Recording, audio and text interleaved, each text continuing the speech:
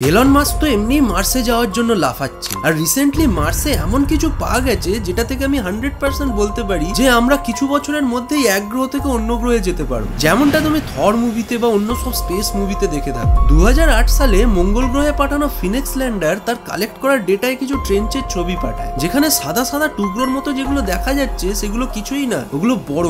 এরপর 2012 সালে curiosity rover এমন কিছু ছবি পাঠায় যেগুলো দেখে মনে হচ্ছিল যেন এগুলো শুকিয়ে যাওয়া নদীর পার মনে হচ্ছে। আর এটা থেকেই বিজ্ঞানীরা অনুমান করেন যে আজ থেকে হয়তো মিলিয়ন বিলিয়ন বছর আগে মার্সে হয়তো প্রচুর জলাশয় ছিল। কিন্তু রিসেন্টলি বিজ্ঞানীরা 2018 সালের ইনসাইট ল্যান্ডারের সিসমোমিটারের কালেক্ট করা ডেটাগুলোকে আবার যাচাই করছিল। তারা মার্সে আসা ভূমিকম্পের সিসমিক ওয়েভগুলোর মধ্যে একটা অস্বাভাবিক কম্পন লক্ষ্য করে। তারা দেখেন মঙ্গলের 10 থেকে 20 কিলোমিটার গভীরে বিশাল বড় ফাটল বা ব্লক রয়েছে, যার মধ্যে এত জল জমা আছে যেগুলোকে তুমি বিশাল বড় সমুদ্র বলতে পারো। আর এই জল কয়েক দশক নয় বরং কয়েক শতাব্দী পর্যন্ত পুরো দুনিয়ার মানুষের জলের চাহিদা মেটাতে পারে। এবার নিশ্চিত হয়ে যাও কয়েক বছরের মধ্যেই মানুষ এখান থেকে মার্সে গিয়ে কলোনি বানাবেই বানাবে।